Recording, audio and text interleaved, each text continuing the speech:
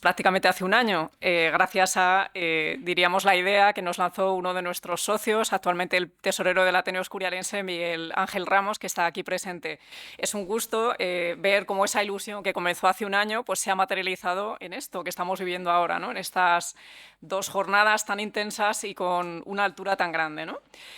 Dicho esto, yo quisiera utilizar mi presentación para aprovechar los minutos que tenemos por delante. Lo que yo quisiera contar aquí es el tema de la comunidad hispánica y, en concreto, en uno de los autores que se citaron ayer en la conferencia del doctor Contreras, Julián Marías. Le agradezco muchísimo pues, la mención que hizo al final, porque efectivamente en su obra nos encontramos una panorámica muy interesante. Es cierto que él ha vivido todo esto prácticamente en el siglo XX, nos separan ya de él ciertos años, pero lo cierto es que tiene una potencia bastante grande y cuando él cuenta estas ideas, sobre todo en su libro España Inteligible, pero también en otro que se llama Sobre Hispanoamérica, lo está lanzando como un proyecto de futuro. Pienso que la situación en la que estamos viviendo hoy día realmente corresponde con todo esto que él cuenta, ¿no?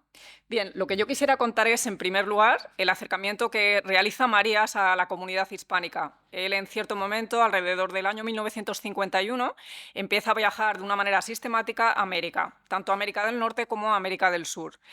Y toda esta experiencia él la va a, diríamos, articular en esos libros que he comentado antes.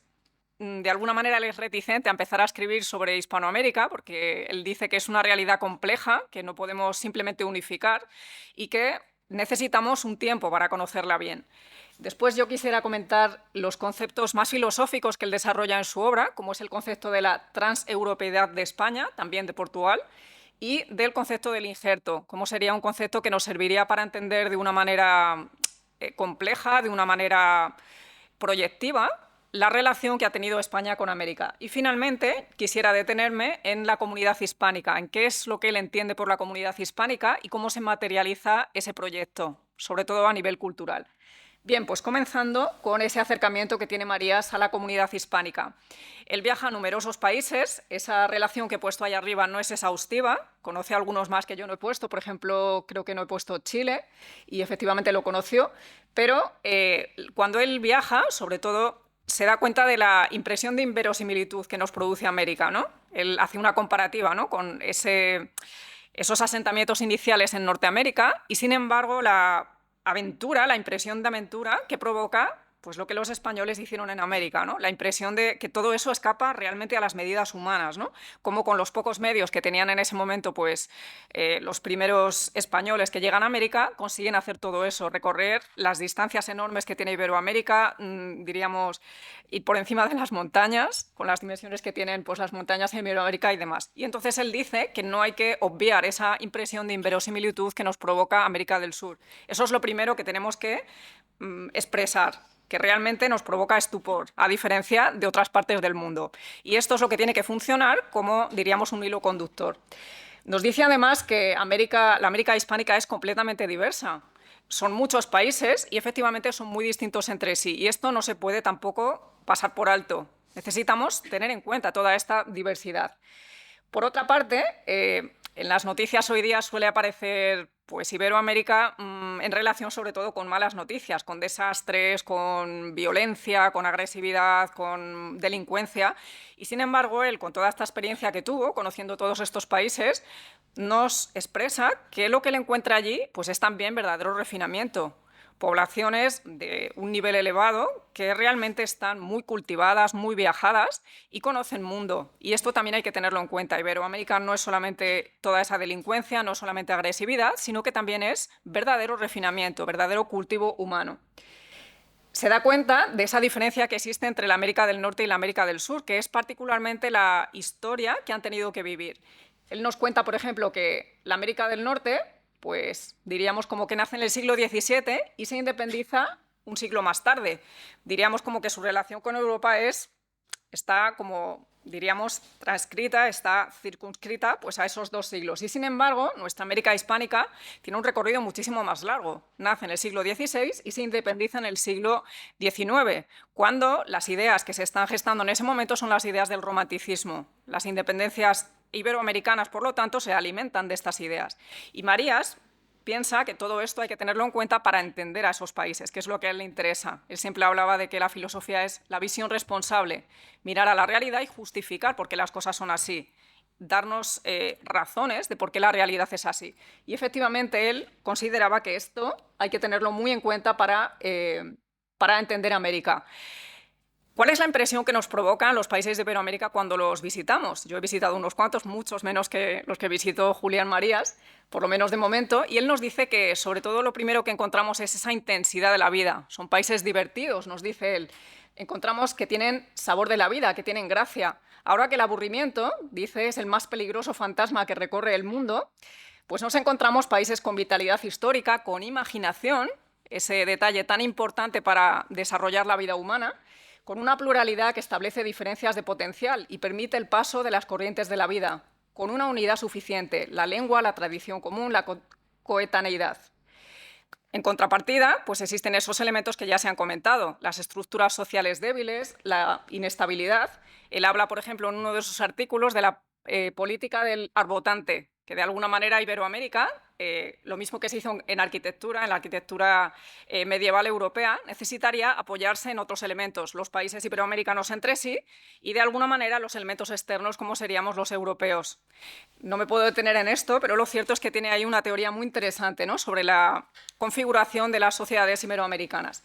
Bien, si nos detenemos en los países que efectivamente conoció, Argentina desde luego ocupa un lugar extraordinario. ¿Y por qué Argentina? Bueno, él viajó mucho a este país y sobre todo él hablaba de la relación de Argentina como una relación de amistad, sobre todo porque tuvo una persona excepcional que le introdujo al conocimiento de este país, como era el político, el abogado y escritor, también ministro de Justicia, Jacques o Jaime Perriot. Él dijo de él, de hecho, que era el iberoamericano más inteligente que había conocido, con una capacidad de trabajo excepcional. Él cuenta en sus memorias que cada vez que iba a Argentina le organizaba una agenda absolutamente agotadora. Entrevistas, conferencias, ciclos de todo tipo, visitas a la universidad. Bueno, pues Jaime Perriot, pues desde luego dijo de él que le ayudó a comprender Argentina, ese país complejo. Y de hecho Marías tenía unas enormes ilusiones en este país. Pensaba que de hecho Argentina tendría la posibilidad de articular toda esa relación entre los países iberoamericanos. No sé qué diría Marías con la situación que está viviendo Argentina hoy día, pero quizá pues, correspondería con todo esto que dijo. He puesto abajo esta ilustración, que es una viñeta, porque representa uno de esos momentos que Marías viaja a la Argentina y hace un ciclo de conferencias. Y él cuenta en sus memorias pues, que un día le invitaron, fue a una sala bastante numerosa y, sin embargo, la gente no cabía ahí. Al día siguiente cambian de sala, que estaba en la misma calle, también se llenó y quedó muchísima gente fuera. Y al tercer día, una sala muchísimo más grande y, bueno, pues se veía toda la gente así, intentando entrar a escuchar filosofía, ¿no? A él le hacía bastante gracia todo aquello, porque la viñeta se titulaba, efectivamente, así, Filósofo, ¿no? Como un montón de gente intentando escuchar pues, esas ideas novedosas, interesantes y sugerentes también. Otra de las personas interesantes que conocen Argentina es Jorge Luis Borges, perdón. Nos cuenta, por ejemplo, que le llevó a conocer la Sociedad Argentina de Escritores, incluso en un momento político muy delicado en Argentina, cuando habían clausurado por razones políticas esa institución, y los escritores le llevaron un poco de, diríamos, por la noche, cuando no les podían pillar, pues para conocer esa institución. Y María sintió pues, una profunda emoción de estar en aquel lugar y de poder compartir todo ese amor a las letras que encontró en Argentina. Nos señala también su relación con Eduardo Mallea, el escritor que escribió Chávez o La barca de hielo, del cual dijo que es un libro prodigiosamente escrito y cómo los españoles particularmente necesitamos conocer toda esa literatura que se produce en los países iberoamericanos, sobre todo para ir construyendo esa comunidad hispánica. Nos cuenta también esa avidez por la filosofía que existía en Argentina, como diríamos, las personas estaban completamente ávidas de conocer las ideas y que incluso le llegaron a seguir 3,5 millones de personas. Él dice que este dato nos podría dar una idea de lo que es Argentina, ¿no? No es un país simplemente pues, que tenga esa inestabilidad o esos problemas políticos que todos sabemos, sino que es un país enormemente interesado por las ideas, por el cultivo intelectual. Evidentemente no podemos dejar de hablar de las mujeres argentinas, de esas admirables mujeres argentinas que ya habían sido muy amigas de su maestro, José Ortega y Gasset, entre las cuales destaca Victoria Ocampo, la directora de la revista Sur, de la cual pues, él escribió unos artículos maravillosos, ¿no? Nos habla también de las escritoras uruguayas, por ejemplo, Emma Risso, Susana Coca, mucho menos conocidas aquí, pero de las cuales él dice que tienen una calidad extraordinaria. Lo mismo que sucede con Elena Sansisena de Elizalde o Carmen Gándara, muy poco conocidas aquí, pero que tenían una enorme calidad literaria, ¿no? Nos encontramos también su relación con Brasil. Ayer se ha hablado mucho de esta iberofonía en el sentido de las lenguas ibéricas. ¿Cómo nos une la lengua? Como el hecho de que el español y el portugués sean lenguas transparentes entre sí en un 98%, pues ciertamente nos hace tener puntos de confluencia muy interesantes, ¿no? Marías efectivamente conoce el Brasil, particularmente en el 4º centenario de la fundación de Sao Paulo, y tuvo una relación muy interesante con dos figuras, Gilberto de Melo y Gilberto Freire. Y de alguna manera, pues él no solamente va a conocer la gran avidez por las ideas que existe también en Brasil, sino, diríamos, la capacidad de que sus propias ideas, su propia filosofía, fuese poco a poco siendo traducida. Él, de hecho, tuvo una relación muy interesante con la escritora Diva Ribeiro, que fue la traductora de sus obras al portugués. Nos habla, de hecho, de esa transparencia que existe de la lengua española en Brasil, como muchas veces se conocen más las ideas españolas en Brasil que al contrario, cuando sería realmente interesante, pues, por ejemplo, el cultivo de la sociología que se ha hecho en este país, ¿no? México, otro país enormemente interesante que aparece una y otra vez en su obra. Lo conoce por primera vez en el Congreso Internacional de Filosofía y, sobre todo, le llama la atención esa gran distancia que existe entre lo oficial y lo real, ¿no? Una cosa es lo que aparece en las noticias, lo que se dice sobre México, y otra cosa es lo que uno se encuentra cuando llega allí. Y efectivamente puedo constatar, porque este país sí que lo he conocido en 2 ocasiones, cómo corresponde bastante a lo que dice Marías en este caso, ¿no? Es un país sobre el que él dice que hay que tener cautela, no lo podemos dar por conocido por una vez porque es enormemente variado. No podemos, diríamos, hacer generalizaciones apresuradas, porque es un país que tiene mucho por conocer, ¿no?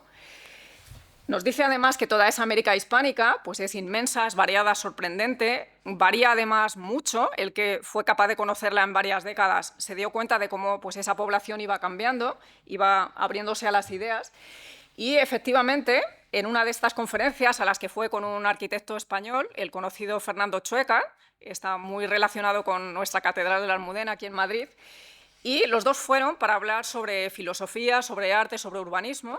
Por ejemplo, Fernando Chueca tenía esta teoría curiosa de que son las luces las que atraen a la gente a las ciudades, y particularmente esto se cumplía pues, en la Ciudad de México, ¿no? En esa ciudad tan poblada como podemos conocer hoy día. Marías, en cambio, habló allí de cómo la mayor riqueza de los países son las personas, que sigue siendo una verdad bastante notable a día de hoy. Cómo efectivamente los países se afanan en producir bienes de todo tipo, bienes a nivel industrial, bienes a nivel metalúrgico, y sin embargo los bienes de los países son primariamente sus personas. Y Marías fue a contar esto allí en un pueblo joven como es México. Nos contó también en un artículo su experiencia en Morelia, esta ciudad que se llamaba anteriormente Valladolid. Él nació en Valladolid, aunque vivió casi toda su vida aquí en Madrid, y él cuenta en ese artículo la emoción tan profunda que sintió en esa ciudad, que se llamaba igual que la suya natal, y que sin embargo era tan distinta a la suya. Nos cuenta, por ejemplo, cómo entró en una iglesia y cómo sintió una especie de emoción cósmica al encontrarse con los indígenas que había allí, que hablaban su misma lengua, esta lengua que hablamos pues prácticamente 600 millones de personas a día de hoy, ¿no? Otro país enormemente interesante en su obra va a ser Perú. Él lo conoce gracias a la Academia Peruana, a la Universidad de San Marcos, y una de las personas con las que tuvo muchísimo contacto antes de que se convirtiese en una figura muy conocida es Mario Vargas Llosa, con quien además compartió, diríamos, membresía en la Real Academia Española. Y nos cuenta en este caso, en el caso de Perú, cómo los reyes españoles tienen una resonancia increíble en América. Nosotros aquí en España quizá no somos conscientes, particularmente en los últimos años en los que a lo mejor la Casa Real pues, ha estado ligada a ciertas polémicas o problemas. Y sin embargo, él nos cuenta cómo Iberoamérica sigue sintiendo a los reyes de España como sus propios reyes, cómo efectivamente son el símbolo de que compartimos una enorme historia. Nos cuenta además también esa particularidad que tiene la producción audiovisual, no me voy a detener mucho en eso, pero él fue a dar conferencias allí sobre el cine y cómo era un tema que le interesaba. Y otro de los países con los que va a tener bastante relación es Costa Rica, ese país que tendré la fortuna de conocer esta misma semana. En un par de días viajaré allí para estar en un congreso. Particularmente él viaja a este país para una conferencia sobre derechos humanos y él nos cuenta en sus memorias cómo le produjo una impresión muy notable este país. Estaba construido con ciudades modestas, sin muchas riquezas, ni mucha miseria tampoco, a diferencia de otros países iberoamericanos, y sobre todo daba la impresión de una gran holgura, del cultivo de la libertad, diríamos, de la comodidad de la vida. Un país en el que él dice sería posible una vida en libertad, una vida lo suficientemente próspera. Por ejemplo, cuando habla del Teatro Municipal de San José de Costa Rica, nos dice que está en una sabrosa plaza con sabor español y tropical a un tiempo, en este lenguaje tan poético que utilizaba Marías a veces, ¿no? Otro de los países con enorme relieve en su obra es Puerto Rico, con el que tuvo relación sobre todo por la Universidad de Puerto Rico, esa universidad que hizo absolutamente real el libro de Ortega que se llama Misión de la Universidad. Ellos tomaron ese libro como una referencia absoluta y la pusieron totalmente en la práctica en la Universidad de La Torre. Y Marías fue viajando una y otra vez pues, para dar cursos allí sobre la lengua española, sobre la filosofía española contemporánea, y estableció una relación muy interesante con Jaime Benítez, el rector de la universidad, que a su vez era escritor, era discípulo directo de Ortega. Vamos viendo cómo se va pues, estableciendo toda esta relación enormemente interesante, ¿no? Sobre todo con el hilo cultural. Finalmente, quisiera comentar, claro, porque estamos hablando de esa comunidad hispánica, de esa red de relaciones entre todos nuestros países, cómo Marías habla en este libro, España inteligible, razón histórica de las Españas, cómo España no es un país anormal. Se ha solido ver por otros países europeos como una especie de pez extraño, ¿no? Y entonces él dice en el libro que, bueno, a lo mejor es que no es un pez, sino que es un ave. Y si nosotros nos empeñamos en mirarlo con mirada de pez, pues nos vamos a equivocar, porque no vamos a saber interpretarlo. Y es que efectivamente en este libro él va a intentar hacer no solamente un libro de historia, sino propiamente un libro de pensamiento, un libro en el que nos intenta explicar esas trayectorias españolas a lo largo de la historia, integrando pues, no solamente las investigaciones de sus maestros, Unamuno, Ortega, sino también de investigaciones más recientes en el tiempo, como habían sido las de Ramón Menéndez Pidal. Bien, voy a pasar al segundo de los puntos, como es esos dos conceptos de la transeuropeidad de España y de Portugal y el concepto del injerto. Marías cuenta en varios de sus artículos y libros cómo la mayoría de los países europeos están volcados hacia sí mismos. Por lo tanto, podemos decir de ellos que son intraeuropeos. Están volcados en sí mismos y los proyectos que tienen pues, son sobre todo para fomentar la riqueza y fomentar los proyectos del propio país. Y sin embargo, a España y a Portugal les ha pasado esto, que no se pueden limitar a sí mismos, a su propio territorio, sino que están lanzados hacia América. Sin América no podrían entenderse a sí mismos. Hablo de América, pero hablo también a los territorios que están en, diríamos, otras geografías, como puede ser África o como puede ser Filipinas. Marías tenía en cuenta esto, que realmente toda esa realidad, que también forma parte de la nuestra, de la histórica, de la cultural, tira de nosotros para que salgamos de nuestra comodidad, por así decir, y hagamos proyectos más grandes, proyectos más ambiciosos. Y eso es justamente lo que podría vincularnos a ese mundo, ¿no? Vincularnos a toda esa comunidad hispánica. Esto significa que nosotros no podemos ser países domésticos, no podemos ser países provincianos, sino que tenemos que pensar en proyectos colectivos. No nos podemos quedar simplemente en lo nuestro. Por otra parte, él nos va a hablar del concepto del injerto. ¿Qué es este concepto del injerto? Él, que había tenido una formación tanto en ciencias como en filosofía, de vez en cuando aparecen conceptos de las ciencias en sus libros filosóficos. Y este en concreto, que proviene del mundo de la botánica, a él le parecía que era suficientemente explicativo para mostrarnos cómo es esa realidad de América. No es simplemente una realidad del trasplante, como sí había sucedido entre Inglaterra y Norteamérica, en la cual las sociedades inglesas simplemente se trasplantan a Norteamérica, quitan lo que hay allí, por así decir, y pues se implantan. ¿Qué es lo que ha sucedido en Iberoamérica? Pues ha sucedido propiamente un injerto. La sociedad europea de aquel momento llega a América y, sin embargo, se produce, como ya sabemos, una especie de fusión entre nosotros, se produce un mestizaje, no desaparece la realidad previa. Y esto es mucho más interesante y, desde luego, mucho más complejo que el simple trasplante. Bueno, pues Marías va a utilizar toda esta metáfora para comprender esa relación entre España y América. ¿Qué papel va a tener que cumplir España en este sentido? En este trasplante, en este injerto? Pues sobre todo Marías va a utilizar otra metáfora muy bonita, que es la metáfora de la Plaza Mayor. ¿Y qué es lo que significa la Plaza Mayor? Bueno, aquí yo he utilizado una que me es muy cercana, la Plaza Mayor de Almagro, en Ciudad Real, porque es un sitio muy simbólico. Una plaza mayor, dice Marías, es un sitio donde la gente se encuentra, donde la gente mira al otro, donde la gente se deja ver, donde la gente envidia, donde la gente comercia. Una plaza mayor es el símbolo del encuentro humano. Esa plaza mayor en concreto tiene además el único corral de comedias del mundo, el único corral de comedias original, ese lugar donde se representaban las obras clásicas del siglo XVII, donde también se iba a disfrutar, donde también se iba a tener esa experiencia estética. Me parece interesante porque en todos nuestros pueblos hispánicos hay este gran fomento de las letras en este sentido. Marías habla en otros libros suyos cómo en América existía una gran avidez por esas comedias de capa y espada que se representaban aquí, pero que se producían allí también. Por lo tanto, esta metáfora de la Plaza Mayor pues puede servir como un símbolo, ¿no?, del puesto que puede cumplir España en esta comunidad hispánica. No se trata del mando, simplemente no se trata de la imposición, sino que se trata de ese encuentro común, se trata de ese compartir, se trata de esa capacidad de compartir pues, esos valores comunes, ¿no? Nos dice en este artículo, Marías, que se titula así precisamente Plaza Mayor, España encontraría la responsabilidad del padre de familia, la gravedad del crédito que se recibe. Tendría que evitar la frivolidad y el provincianismo, es decir, España no podría simplemente verterse hacia sí misma. Esa función delicada obligaría a los españoles a trascender de todo lo casero y articularse con otros horizontes. Y me parece interesante esta última frase del artículo. Si España fuese la Plaza Mayor de la América Española, las dos serían más. Todos ganaríamos con esto, ¿no? Porque efectivamente sería ese lugar de encuentro. Bien, vamos entrando en el último de los puntos, no me quiero alargar demasiado. ¿Y en qué consiste esa comunidad hispánica? Marías tiene ciertos artículos suyos en los que habla directamente sobre esta cuestión, por ejemplo, este que se titula Función pasado mañana. Es un artículo que él escribe en 1965, cuando la situación en España parece que políticamente estaba cambiando a mejor, y sin embargo él era muy cauto con lo que estaba pasando a nivel político. Y sin embargo él escribe este artículo pasado mañana, como diciendo qué es lo que va a venir cuando realmente cambie la situación política en España, cosa que pasó pues, bastantes años más tarde.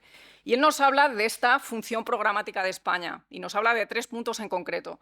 España debería elevarse hacia sí misma, es decir, tomar posesión de toda su realidad, de su realidad histórica, pero de toda su realidad. Tendría esta función de insertarse de una manera original en Europa y en Occidente. No somos igual que Alemania, ni queremos serlo. Ya hay una Alemania, ¿para qué vamos a repetirla? No queremos ser como Inglaterra ni como los Países Bajos, sino que nuestra inserción en Europa y en Occidente puede suceder de una manera completamente original. Y por último, él habla también aquí de la función coordinadora e inspiradora que tendría la comunidad hispánica. Y dice así, cualquiera de las 3 podría encender en entusiasmo a un pueblo. Las 3 juntas y articuladas podrían dar a España una nueva grandeza, la que es posible y digna en el siglo XX, nosotros podríamos decir ahora en el siglo XXI, y importante, que no consiste en dilatarse a expensas de los demás, no consiste simplemente en imponer, sino con ellos y para ellos. Aquí las 2 preposiciones son enormemente interesantes, ¿no? Marías está hablando de cómo articular toda esta comunidad hispánica, todo este proyecto colectivo, ¿no?, en el que España, desde luego, no es más que otros países. Finalmente, él habla de este concepto en esos últimos capítulos de La España inteligible, el libro que se citó ayer, y en este otro libro que se titula Sobre Hispanoamérica. ¿Cómo en concreto se podría articular este proyecto hispánico, esta comunidad hispánica? Bueno, pues él dice que efectivamente el primer paso es que nosotros nos conozcamos entre nosotros. Este foro que estamos teniendo estos 2 días es desde luego un paso adelante. Se trata sobre todo de que conozcamos nuestras realidades, de que no las demos por supuestas, de que, diríamos, no funcionemos con tópicos. Tomar posesión de toda nuestra realidad pues es conocer cuáles son los escritores que hay en Argentina, qué es lo que se está produciendo en Costa Rica, qué es lo que se está haciendo en Uruguay. Eso es tomar posesión de nuestra realidad. Desde luego, alegrarnos de todo lo que somos. Segundo punto, iniciar esa serie de trayectorias que dilaten nuestro horizonte hispánico, que nos hagan darnos cuenta de que no tenemos por qué imitar lo que hacen los países que hablan otras lenguas, que funcionan desde otros parámetros vitales. Tenemos nuestra propia historia, tenemos nuestra propia manera de enfocar la realidad. Hace unos días realizábamos en el Ateneo Escurialense un homenaje a Teresa Berganza, esa gran cantante que diríamos llevó la música española por todos los rincones del mundo, y al final pues comentaba Miguel Ángel que tenemos que fomentar pues, la manera española, la manera hispánica de hacer las cosas, la manera de cantar, la manera de disfrutar, la manera de enfocar la vida. Pues esto es justamente lo que señala Marías aquí, ¿no? Y por último, él habla de cómo crear esas conexiones efectivas entre nosotros. Imagínese lo que serían los problemas si para su solución se contara con los recursos de toda índole, de una comunidad de 300 millones de personas en este caso, ahora somos muchísimas más, íntegramente transparente. Hay que preguntarse si existiría en el mundo actual una comunidad comparable. Viendo un vídeo hace unos días de Santiago Armesilla, en el que él habla sobre la iberofonía y el socialismo, él habla de que esta iberofonía integra a unos 900 millones de personas. O sea que podemos imaginarnos lo que significaría 900 millones de personas pensando juntos los problemas. Es que, como dice Marías aquí, no hay una comunidad comparable en el mundo a todo eso. Hay que preguntarse si existiría en el mundo actual una comunidad comparable, con un grado de vitalidad, una capacidad creadora, un marco de referencia de medio milenio de historia compartida. Yo quisiera terminar con esto porque ciertamente es un proyecto a futuro. Marías lo está diciendo en un momento en el que no existía todavía todo esto. Pensemos que no existía la tecnología con la que nos movemos hoy día y que precisamente puede hacer realidad todo esto que él plantea aquí. Cómo podemos construir toda esta comunidad tupida, todo este horizonte hispánico, que desde luego sería enormemente original para enfocar nuestra visión de Occidente de una manera completamente distinta a la que es la imperante a día de hoy. Muchísimas gracias.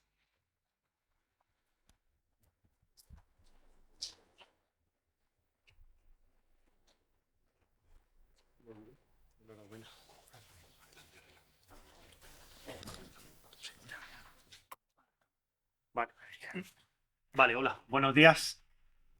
Damos la luz un poco por si alguno se ha quedado dormido. Bueno, buenos días y gracias, Juana. Gracias.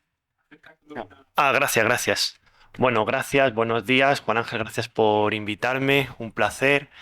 Es mi segunda vez aquí en este centro universitario. En el Juan de Mariano organizaron una universidad de verano hace ya unos años y la verdad es que el sitio es absolutamente espectacular. Aquí con el monasterio delante es una auténtica maravilla. Además nos ha hecho un muy buen día, no hace mucho calor, o sea que es perfecto.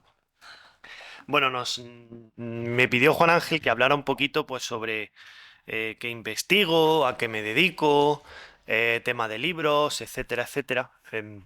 Yo, mi ámbito de conocimiento es la historia del pensamiento económico. Eh, por influencia de mi compañero de despacho, don León, he tenido bastante inciso sobre la escuela de Salamanca. Es verdad que yo ya la conocía antes, pero me centraba más en el pensamiento económico del siglo XX.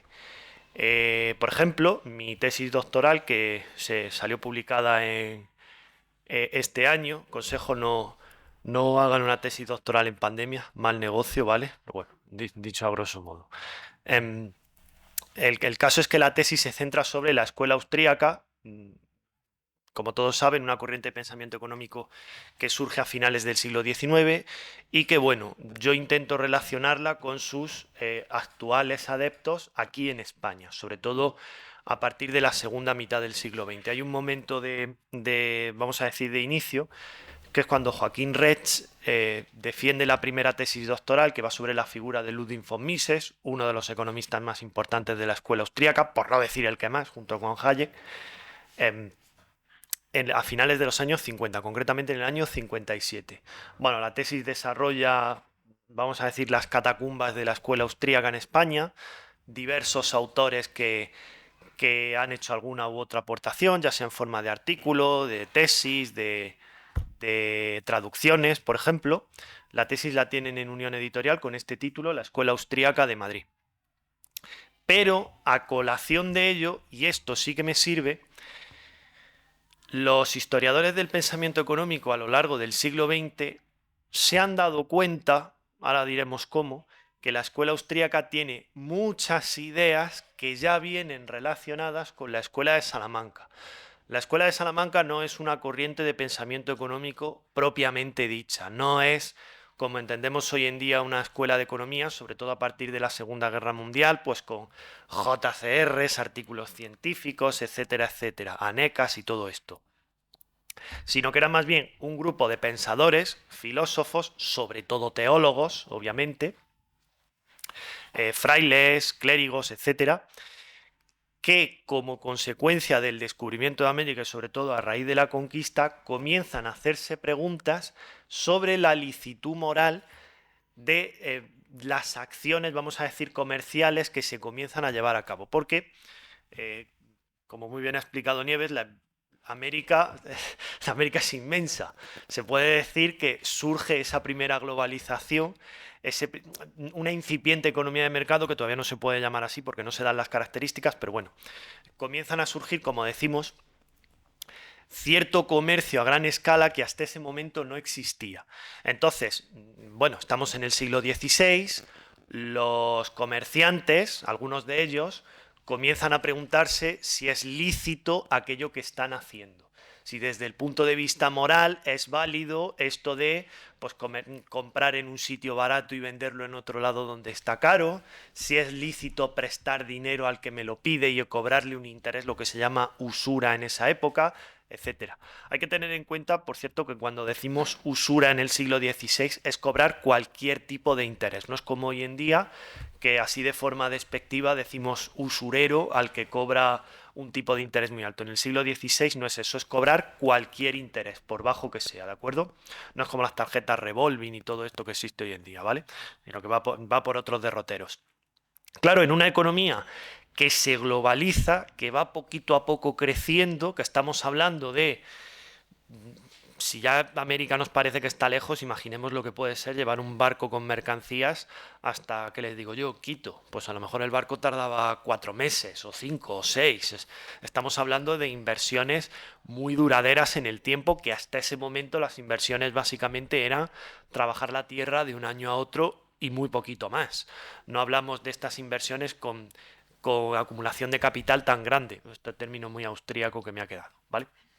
Entonces, este grupo de clérigos nace, bueno, al calor del primer teórico, que es Francisco de Vitoria. Por ejemplo, Reginaldo nos puede hablar de él, porque Francisco de Vitoria le da nombre a su universidad, ahí en Pozuelo, que es el padre del derecho internacional. Entonces, a partir de él hay más de 30 historiadores, pensadores, filósofos, yo no me atrevería a llamarlo del todo economistas, pero bueno, tienen ideas económicas en cierto sentido, donde de cierta forma defienden una incipiente economía de mercado. Por ejemplo, tenemos a Tomás de Mercado, tenemos a Covarrubias, el obispo de Segovia, etcétera, bueno, instrucción de mercaderes, muchos más, que nos van defendiendo la licitud de la usura, del precio justo, atacan la intervención de precios, etc.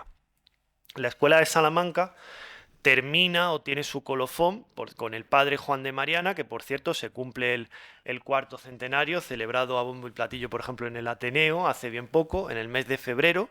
Se cumplieron exactamente 400 años de su fallecimiento, en 1624, porque el padre Juan de Mariana, yo creo que va un pasito más lejos y entonces llega a la conclusión obvia y dice: si nosotros estamos basándonos, defendiendo una economía de mercado, por cierto, lo hacen a través de una justificación iusnaturalista, si nosotros estamos defendiendo, por ejemplo, la vida, la propiedad, etcétera, de los súbditos, todo gobernante que ataque estos principios, hombre, no solo lo vamos a condenar moralmente, sino que vamos a decirle que va a provocar, vamos a decir descoordinación o descontrol en la sociedad, por así decirlo. Por ejemplo, ahí está su moneda, la de 1609, de Monetae Mutatione, la que le costó un arresto de 10 meses. Bueno, al final quedó exculpado, pero bueno, es un muy buen ejemplo de cómo una corriente de pensamiento, en este caso vamos a ver teológico, incipiente económico, se termina metiendo en cuestiones más políticas de su día a día. Parece que es el sino de los tiempos de toda corriente de pensamiento. Simplemente decir, por contar una última anécdota, de dónde surge el término escuela de Salamanca. Y el término escuela de Salamanca se lo inventa una inglesa que se afincó en España, que se llamaba Marjorie Grace Hutchinson. Esto está bastante en disputa porque es más o menos contemporáneo de Joseph Schumpeter. Estos dos autores, Grace Hutchinson y Schumpeter, son los primeros que acuñan el término. Schumpeter, vamos a decir que es un poco más entusiasta sobre el hecho de llamar a la escuela de Salamanca escuela económica. De hecho, es el primero que le pone el título en su libro Historia del Análisis Económico. Está publicado en español. Por cierto, murió cuando el libro estaba todavía sin terminar, si Si se lo leen, por ejemplo, van a ver que le faltan las últimas partes. Llega hasta Keynes y ya el manuscrito ahí se interrumpe, ¿vale? Por cierto, un manual que se tradujo por Fabián Estapé, catedrático allí en Barcelona, y bueno, editado por Ernest Lluch, ¿vale? La segunda autora, Grace Hutchinson, es la que defiende un poco más el término escuela de Salamanca, porque todos surgen de la pata, vamos a decir, o de las faldas de Francisco de Vitoria. Todos estudian con él, en algún momento pasan por la escuela de Salamanca, ya sea como profesores, como alumnos, o indirectamente reciben clases de algún miembro de la escuela de Salamanca. Por ejemplo, yo ahora he medio descubierto un autor que se llama Luis de Alcalá, que, bueno, como su propio nombre indica, trabajó en la Complutense, Alcalá de Henares, pero recibió clase, entre otros, de Juan de Medina, que sí fue alumno directo de Francisco de Vitoria. Entonces, por ahí hay un camino que también se le puede incluir en la escuela de Salamanca. Grace Hutchinson había estudiado historia, era ya historiadora, no era economista, quería hacer un doctorado y su director de tesis le sugirió, de un historiador inglés, un libro que se llama Earl Hamilton, que se llama La época del mercantilismo en Castilla. Entonces, cuando comenzó a leerlo, pues ahí citaban algunos autores, poco a poco empezó a tirar del hilo y de ahí sacó la tesis doctoral Readings in Spanish Monetary Theory, vamos, que es en donde acuña el término por primera vez Escuela de Salamanca. A colación de todo esto, siguiendo un poco con las investigaciones, la inteligencia artificial tiene una cosa buena, aparte de que para que los alumnos copien trabajos y les echen del grado, tiene sus cosas buenas. Por ejemplo, lo que antes normalmente uno echaría vida y media buscando en la Biblioteca Nacional o en la Biblioteca del Ateneo, he encontrado autores que, por ejemplo, estudiaron en la Universidad de Salamanca y posteriormente se fueron a América. Y, por ejemplo, he encontrado 3 centros de difusión, uno en Perú, otro en México y otro en Quito, en Ecuador. Y creo que da para bastante, que es un tema incipiente que tengo. Aquí he sacado algunos nombres. Pedro Gutiérrez Flores, que fue rector de la Universidad San Marcos de Lima, la primera de América, año 1551, si mal no recuerdo. Francisco de León Garavito, que fue también rector de 1601 a 1602, o Alonso Velázquez. Son autores que estudiaron en la Universidad de Salamanca y que posteriormente desarrollaron su carrera profesional, por ejemplo, en el Perú. Luego hay otros, por ejemplo, se puede citar en México, Bartolomé Frías de Albornoz, en Quito también hay alguno, etc. O sea que la Escuela de Salamanca vemos que tiene una proyección, obviamente para la época, siglo XVI, siglo de oro, descubrimiento de América, que no solo, como decía Nieves, no solo se queda en España, sino que también va para afuera. En esto, en colación muy grande con, por ejemplo, las universidades norteamericanas que surgen después y, por ejemplo, tienen vedado a los nativos la entrada en los mismos. Entonces, pues, por mi parte, eso era todo. Hago una pequeña defensa de la inteligencia artificial aquí. Bueno, tiene sus cosas buenas, ¿de acuerdo? Y sin más, pues, Reginaldo, si te parece, te paso el testigo.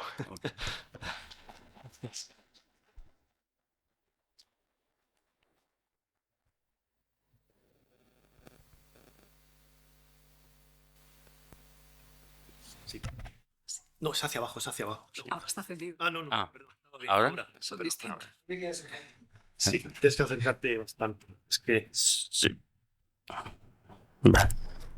Buenos días. Muchas gracias por la invitación a estas jornadas. Intentaré de algún modo dividir mi pequeña presentación en 2 partes. Una primera parte es justificar por qué estoy yo aquí y por qué tenía que venir otro. Una segunda parte es también intentar presentar un trabajo interesante que han hecho los pensadores caribeños, sobre todo en lo que es la construcción de lo que es la política en África, empezando por el panafricanismo, que esto no pasó por la esfera ibérica, pasó por la otra. Y la tercera parte será intentar traer a tierra lo que ha comentado Nieves. Eso que decimos hispanidad cómo se manifiesta de algún modo concreto en África y más especialmente en Guinea Ecuatorial.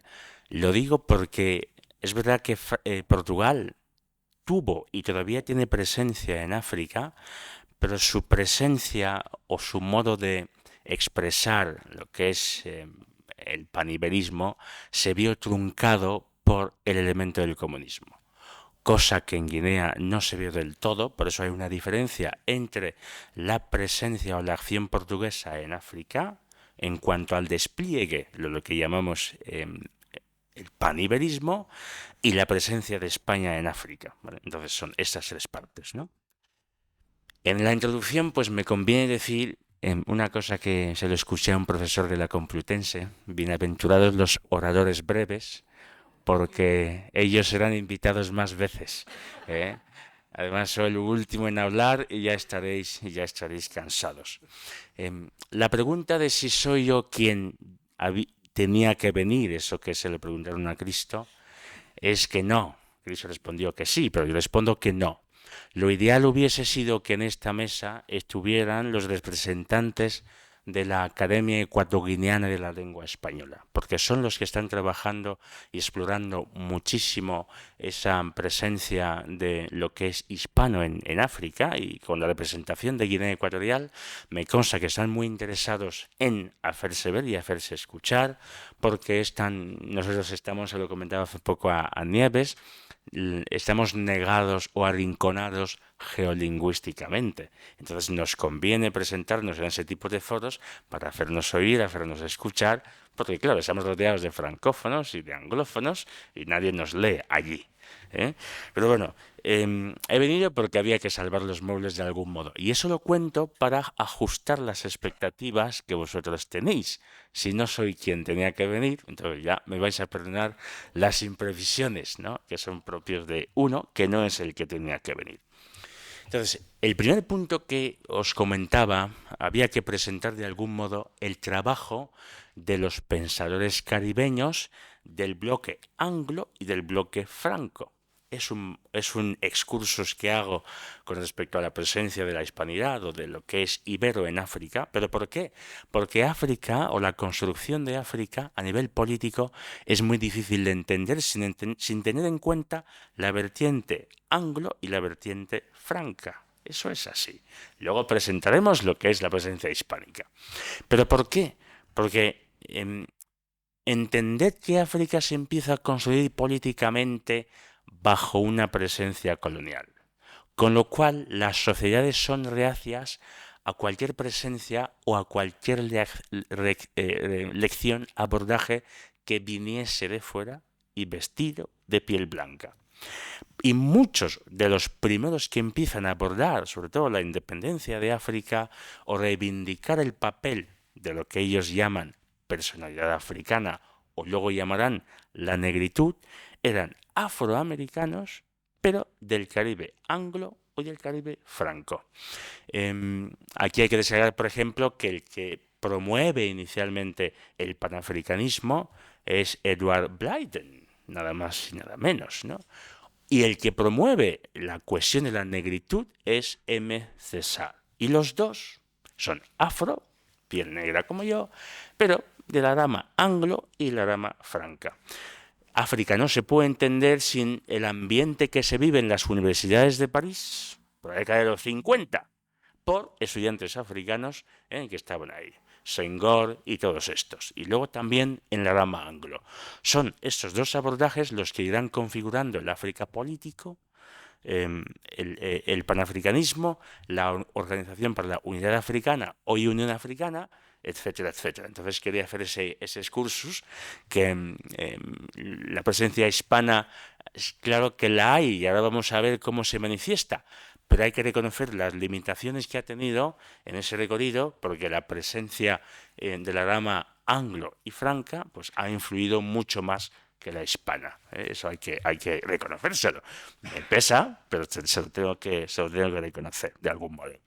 Y luego, recogiendo también lo que comentaba Nieves, a nivel de una presencia de lo que es el paniberismo, podríamos encontrar al Gilberto Freire, con Y, que tuvo gran influencia en Cabo Verde.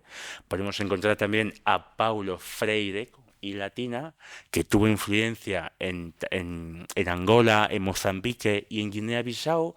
Y también podemos encontrar a Felipe Enrique Cardoso, que tuvo influencia incluso en Tanzania, en Kenia y en Senegal. Entonces eso se puede estudiar porque no nos da tiempo para desarrollarlo, pero como presencia y aportación ibérica, si se puede decir de algún modo, la rama portuguesa, sobre todo brasileña, ha tenido gran impacto. No podíamos presentar como modelos a Fidel Castro o a Che Guevara, que también la han tenido, pero en otro sentido. Hay que reconocerlo. Entonces, después de este exordio, permitidme que ahora vaya al siguiente punto, que es cómo se puede o cómo se manifiesta lo hispano en África y de modo especial en Guinea Ecuatorial. Guinea Ecuatorial, que por cierto pudo ser británica. Aquí recojo a Julián Marías cuando dice en la España inteligible que España es el país más europeo de todos, porque ¿qué iba a ser? Todos, ¿qué iban a ser? ¿Qué iba a ser Inglaterra? ¿Qué iba a ser Francia? Pues España decidió ser español, decidió ser europea cuando luchó en la contra ¿cómo es? Contra los moros, dilo por mí. Entonces, esa lucha era una reivindicación de que yo quiero ser europeo o quiero ser cristiano, y ser cristiano en aquella época significaba ser europeo. A Guinea le pasa lo mismo, pudimos ser perfectamente una colonia británica. Pero los bubis de la isla, en una de las expediciones británicas que pasaron por la isla de Fernando Po y de Bioko, aprovechando que España no había hecho una posesión efectiva de los territorios, pues resulta que los bubis se lo cargaron, los asesinaron a todos, volvieron a hacer un par de incursiones sin autorización de España, porque era la propietaria de los territorios, y la población local como que no terminó de conectar con las expediciones británicas. Pudimos ser británicos y elegimos de algún modo pasar al otro bando. Es verdad que en el Tratado de San Ildefonso, que en el 777, que incluía una cláusula africana, la cesión de estos territorios por parte de Portugal a España, hay que reconocerlo, ya te habla de que había primero una presencia portuguesa, luego española. Y luego los británicos que querían robarse la isla, incluso España les propuso la venta, y luego no se produjo porque consideraban que el territorio era suyo, hasta que luego ya se resolvió la disputa fronteriza más adelante, ¿vale? Una vez que elegimos no ser británicos, otra rama de lo que es hispano, ¿qué hay de hispanidad qué hay de hispano en Guinea? Ya sabemos todos que es el único país en el continente que sigue teniendo el español como idioma oficial. Permitidme un par de anécdotas que creo que pueden darnos una fotografía de lo que yo pretendo explicar. Nuestro presidente está casada, además, con la que conocemos, con una saotomeña, Sao Tomé y Príncipe, que es un pequeño país al lado de la isla de Bioko. Pues, ¿y por qué no es con una gabonesa, que también están al lado y son de la etnia Fan como yo? ¿Y por qué no una camerunesa? Pues claro, resulta que si Sao Tomé habla portugués, hay una conexión. No es un asunto menor, la gente se lo pasa por encima, pero desde un punto de vista étnico, lo suyo hubiese sido casarse con una de Gabón, no con una de Sao Tomé. También eso me permite explicar que en África vosotros dais por hecho que una asturiana se puede casar con un vasco y no pasa nada. Aquí no, nadie le entra por la cabeza. En África vosotros lo sabéis, los matrimonios interclánicos e intertribales están manifiestamente, incluso en algunos países, en la mayoría de los países, prohibido. Si no explícitamente prohibido, socialmente muy mal visto. En Guinea no es debate. Tú te casas con una bubi, con una noponesa, con una combe y no pasa absolutamente nada. Elemento hispano. También vosotros sabéis que en muchos países africanos hay unas tensiones muy fuertes entre los diferentes grupos étnicos, sobre todo por el control de la clase política y el control de los recursos. Y de ahí vienen muchas guerras, muchas peleas, muchas matanzas. En Guinea hay una convivencia pacífica, hay que reconocerlo. Yo le digo a un bubi, a un albonés o a un combe, bueno, somos hermanos, elemento hispano. La convivencia pacífica en Guinea no se explica porque tengamos la mejor gestión política. Aquí no tengo que justificar esto que digo porque es evidente. Pero esta convivencia pacífica se explicaría gracias a lo que ha dicho Julián María, por esa idea de comunidad, ¿no? Otro elemento que explica la presencia de lo hispano en Guinea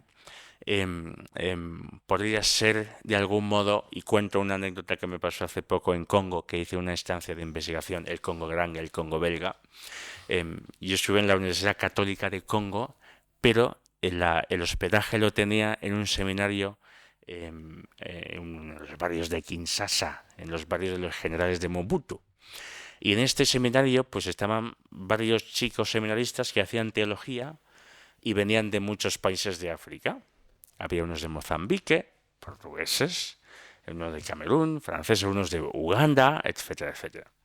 O sea, no os podéis imaginar la conexión casi natural que hubo entre un servidor y justo los chicos que venían de Mozambique. De hecho, ahora me siguen escribiendo. Cuando juega España en la Eurocopa, me escriben. Oye, felicidades, me felicitan porque España ha ganado un partido en la Eurocopa, ¿no? Pero también quería aprovechar esta experiencia para comentar algo que me pasó. Los que conozcáis a más guineoecuatorianos se lo habréis escuchado.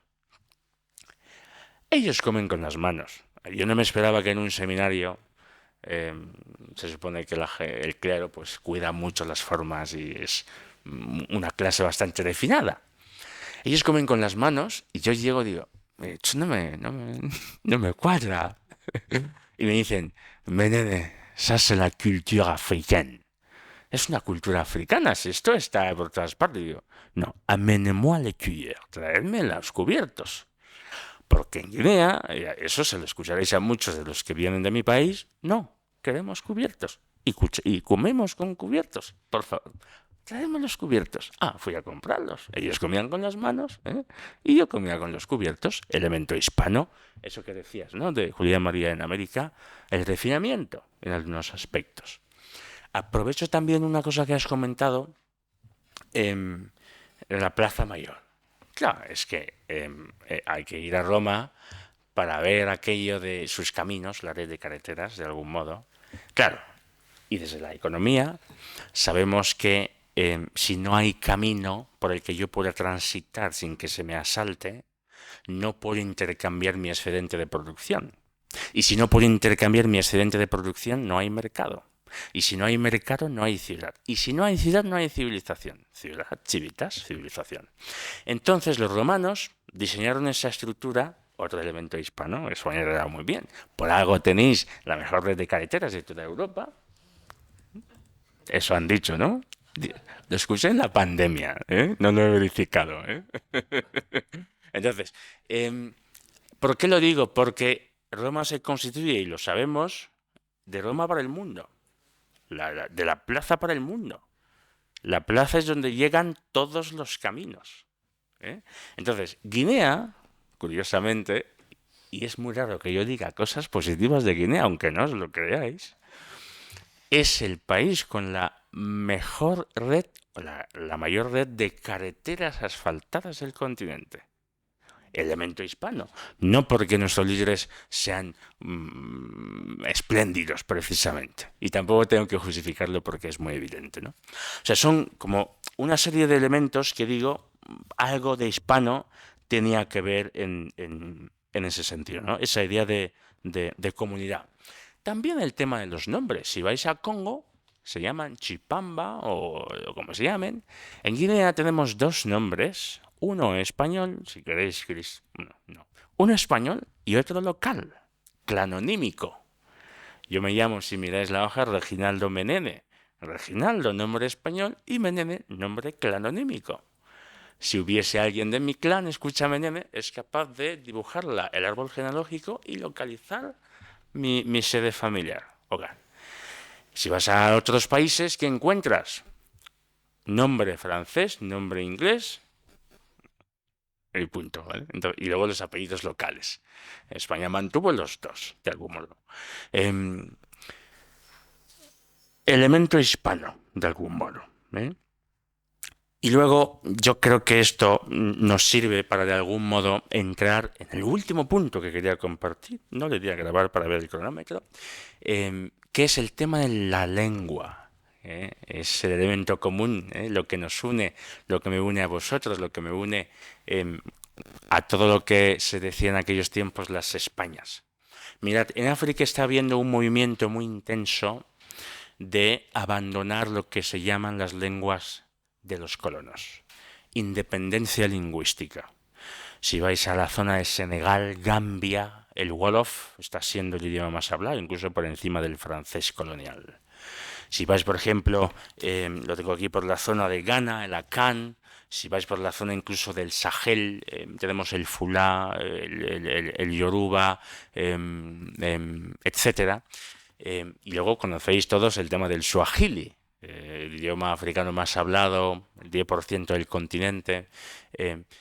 Pero en Congo también os digo, si tú te cruzas con un alumno, un niño que viene del colegio, no des por hecho que habla francés, porque ya enseñan el lingala en los colegios, y los idiomas locales en los colegios, que es una limitación de acceso al conocimiento, pero no se dan cuenta. Hay que seguir con la eterna narrativa de acabar con la herencia colonial. En Guinea no pasa. Tú dile a un guineano que ahora se aprenda el suajili, porque muchos están proponiendo que el suajili se convierta en la lengua franca de toda África. Tú dime que yo estudie suajili. Pues tenemos un problema. ¿Suajili? Yo pongo suajili y el otro que va a poner, pues el suyo, y el otro, al final no llegamos a ningún acuerdo. En Guinea no se cuestiona el tema del español.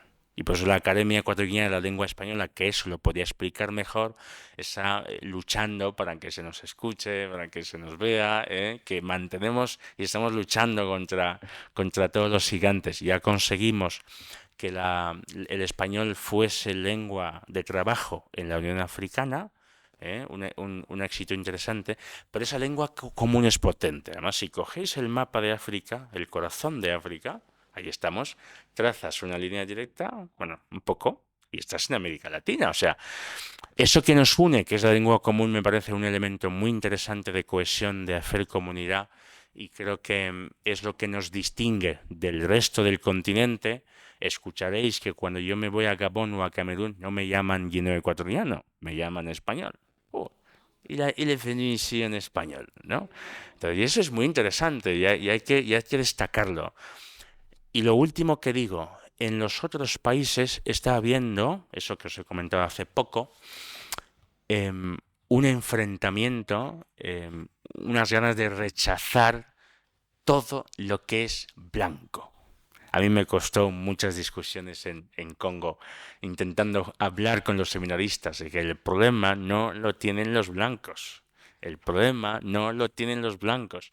En Guinea este no es nuestro debate.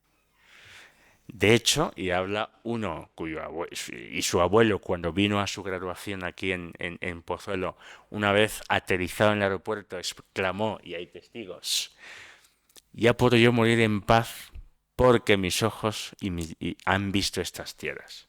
Porque mi abuelo vivió en la Guinea española. Entonces, la narrativa que se les ha vendido de qué malos fueron ellos, muchos no las compraron. Y tanto no se lo compraron porque el primer presidente Macías, os sonará a los que sois un poco más viejos, ¿por qué cae Macías? Fundamentalmente porque niega un hecho constitutivo de la sociedad guineoecuatoriana, que es su transafricanidad. Tomo por prestado el término de Julián Marías de transeuropeidad de España, otro elemento hispano en Guinea. Lo que pretende Macías es injertar en Guinea las corrientes que se viven en otros países excolonias, que es borrar del mapa todo lo que tiene que ver con la herencia hispana y volver a un supuesto pasado ancestral africano difícil de justificar. Esa es la caída de Macías. Y por eso el primer discurso del presidente actual, no tengo que justificar, es una vuelta a la madre patria. Guinea es transafricana y por eso no me pueden obligar a comer con las manos. Porque ya no solo soy africano, trasciendo esa realidad, ¿no?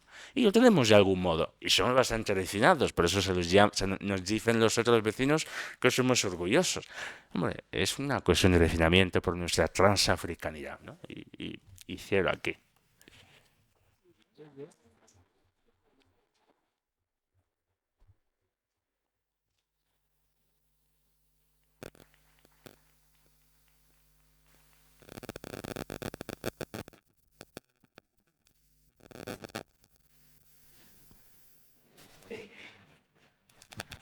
Juan por aquí, pero quizá hay ahora un tiempo para preguntas, comentarios.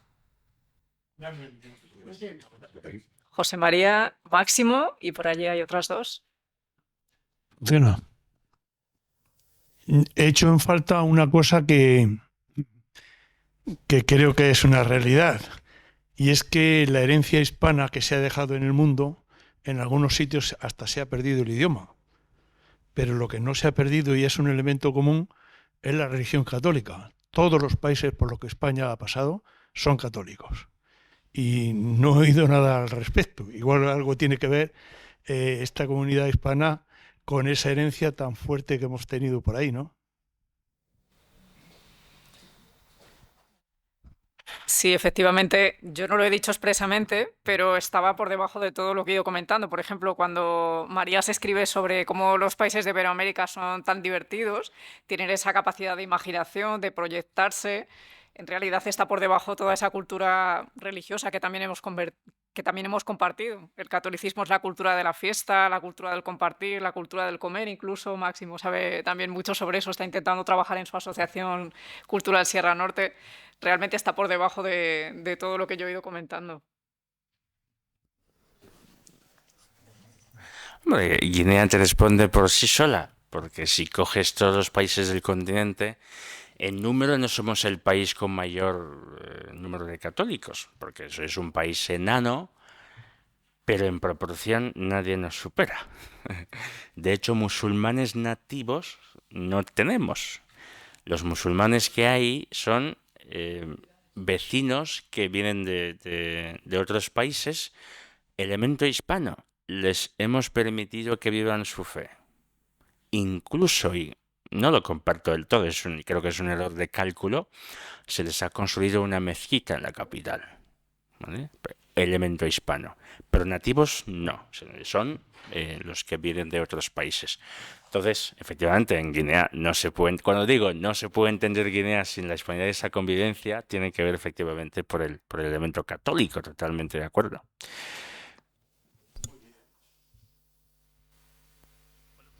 Yo solo quería decir que, bueno, en el caso de la Escuela de Salamanca es más que evidente, porque hemos dicho que todos eran clérigos, todos los miembros de la corriente, creo que era evidente, también era algo normal, ¿vale? En esa época que los profesores universitarios, pues bueno, tomaran los hábitos.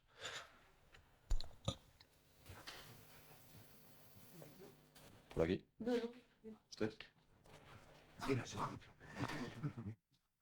Un comentario para doña Nieves y otro para don Cristóbal. Y enhorabuena a usted.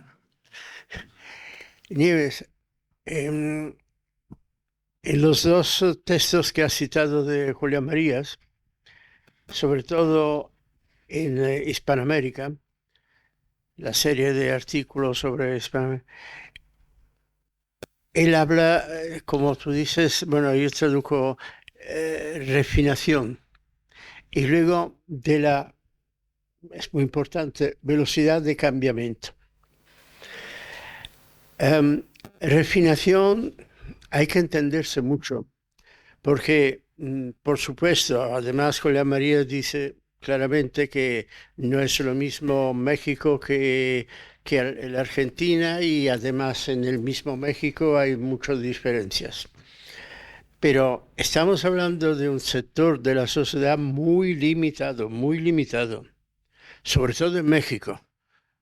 Argentina menos, pero México muy complicado. Y luego la velocidad del cambiamiento incide mucho sobre la misma refinación. Amigos mexicanos de Sonora, pues me insisten mucho, dice, mira Máximo, desde que tú has estado aquí, quiere decir en los años 60, finales de los 60, han cambiado, y luego he vuelto, pero ya en plan turista y tal, y las cosas se han vuelto casi imposibles. Y déjate de refinateza, porque estamos hablando de homicidios constantes. Eso hay que... Mi experiencia de Iberoamérica se limita a 3 países. Argentina, pero primero México y luego Ecuador. Ecuador en los últimos 3 años ha aumentado la tasa por 100.000 de homicidios de una forma impresionante. Y ese es un hecho objetivo. Argentina estaba aquí antes tú.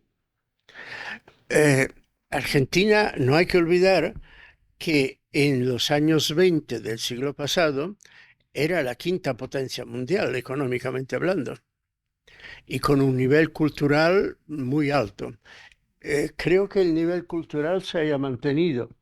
Desde el punto de vista económico, pues sabemos lo que ha pasado y tal.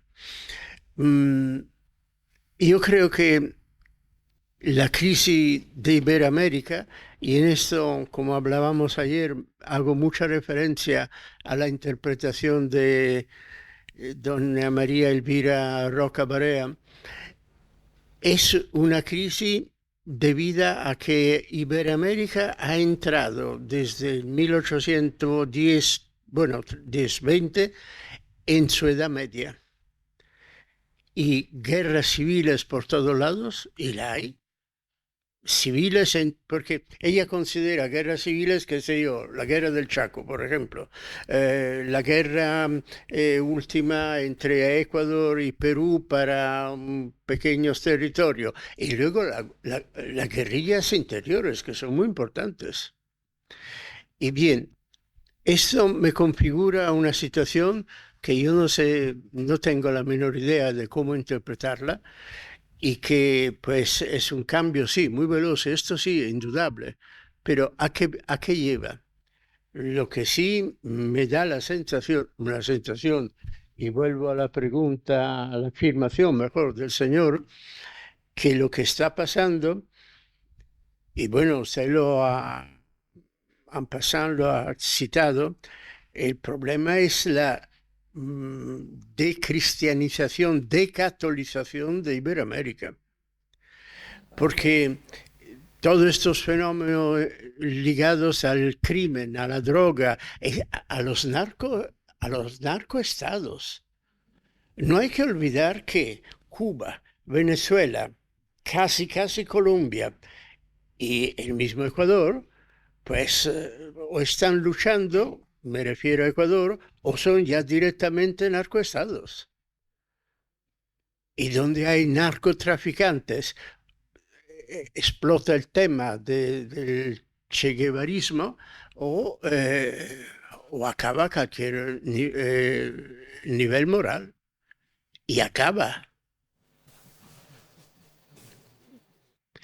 Luego la pregunta a don Cristóbal es la siguiente. Aquí se ha repetido algunas veces la primera globalización.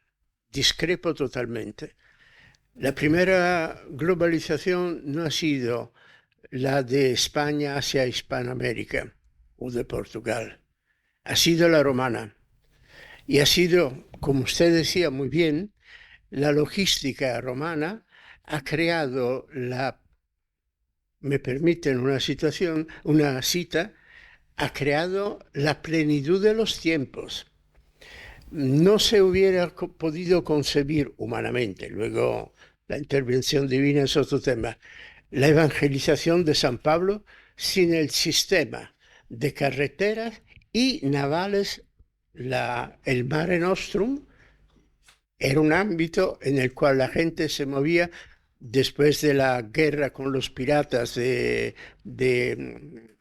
Agripa, ayudante de César Augusto, pues el Mare Nostrum fue un mare tranquilo donde la gente podía navegar en función del tiempo. Entonces, claro, a primeros de octubre se cerraba la navegación y a primeros de abril se volvía a abrir, pero porque los medios de entonces no permitían navegar con las calavernas, con las tempestades. Y luego hay un tema que es más importante de la logística, que es el derecho. Y esta es una globalización muy importante, porque al final hace referencia al elemento del derecho natural, el derecho anterior al derecho natural, el derecho divino. No hay que olvidar que Roma consiguió pues tener más o menos en paz o comunque una facilidad de comunicación a lo largo de unos 400 años. ¿Por qué?